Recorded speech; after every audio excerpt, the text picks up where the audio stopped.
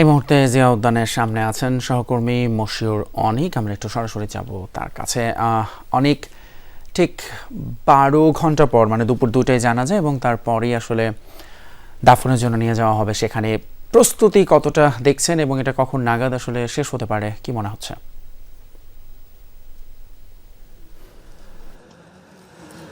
তিতুমির, যেমনটা আপনি বলেছিলেন যে আসলে আর মাত্র 12 ঘন্টা পর, আমি সেই প্রারম্ভিকতাকে সামনে টেনে এনে প্রস্তুতির প্রসঙ্গটাও একটু বলতে চাই। প্রস্তুতির যে বিষয়টি, অর্থাৎ ঠিক বাম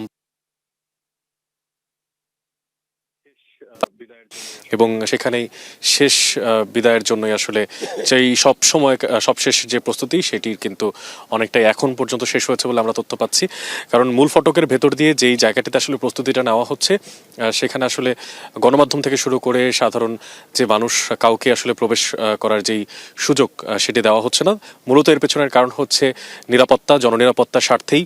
এবং এমন একটা শোকের দিন, সেই দিনটিতে আসলে সবাই চাচ্ছেন, দলীয় নেতাকর্মী থেকে শুরু করে সবাই সেই জায়গাটিতে গিয়ে আসলে শেষ সময়টা যতটা সম্ভব পার করা যায়। এই মুহূর্তে আসলে আমি একটু এখানে যারা উপস্থিত আছেন সেই বিষয়টাতে একটু কথা বলতে চাই। আমাদের চারপাশে অনেকেই এখানে যুক্ত হয়ে আছেন। আমার পাশে যিনি আছেন, আমি আপনার কাছে জানতে চাই, আসলে অল্প দূরে তো আসলে আপনি দেখতে পাচ্ছেন যে কবরের জন্য প্রস্তুত করা হচ্ছেন এবং সব শেষ মুহূর্ত, আপনি কি ভেতরে গিয়েছিলেন কিনা এবং সেখানে সবশেষ কি দেখতে পেয়েছেন? আসলে আমরা এখানে এসেছি, ভিতরে যেতে পারি নাই সিকিউরিটির কারণে। এখানে এসএসএফ দায়িত্বে রয়েছে।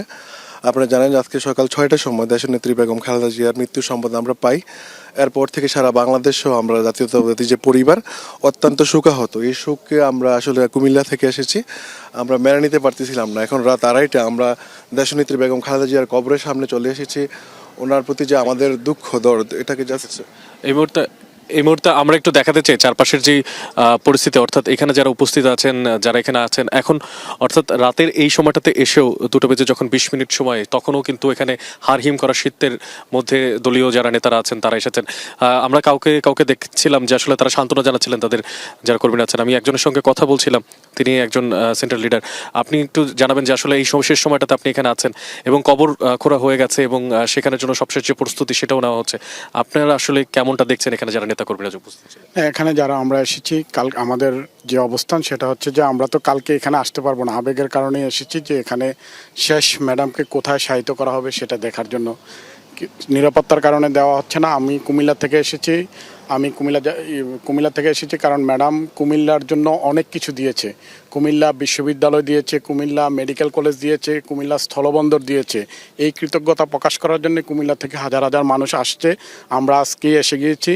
প্লাস আমি ম্যাডামের যখন কুমিল্লায় 2007 সালের যে স্থগিত নির্বাচন 22, সেটা কুমিল্লা সদর থেকে উনি মনোনীত প্রার্থী ছিলেন, তখন আমি ম্যাডামের সামনে বক্তব্য রাখতে পেরেছিলাম যে তারপর আবার 2009 সালে আমি আপনার কাছে আবারও ফিরবো, তবে আমি একটু চারপাশের যে পরিস্থিতি সেটা একটু দেখাতে চাই। এখানে যারা ভিড় করে আছেন, উপস্থিত আছেন, ঠিক আমার থেকে বেশ কিছুটা দূরে আপনারা দেখতে পাবেন যে গেট, মূল ফটকটা যদি আমরা একটু দেখানোর চেষ্টা করি, সেখানে কিন্তু এখনো যারা আইন শৃঙ্খলা রক্ষাকারী বাহিনীর সদস্যরা, অর্থাৎ একটা যৌথ বাহিনীর যে প্রস্তুতি সেটা কিন্তু আমরা দেখতে পাচ্ছি।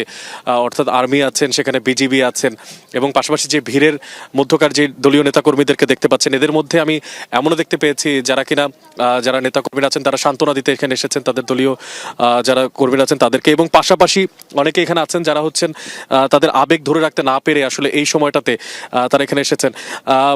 বেশ অনেকদিন যেমন অসুস্থ ছিলেন বেগম খালেদা জিয়া এবং তিনি ঠিক যখন মারা যান, এরপর থেকেই আসলে সবার মধ্যে যে আবেগ উৎকণ্ঠা, সেই উৎকণ্ঠার জায়গাটা কিন্তু এখন পর্যন্ত পরিলক্ষিত হচ্ছে। এবং শেষ পর্যায়ের যে কবরস্থ করার যে প্রক্রিয়া, সেই প্রক্রিয়ারও কিন্তু অনেকটাই শেষ হয়েছে বলে আমাদের কাছে আসলে তথ্য পাওয়া গেছে তিতুমির। তো এখন পর্যন্ত জিয়া উদ্যানের বাইরে থেকে এই পর্যন্ত আমার কাছে ছিল সবশেষ খবরাখবর।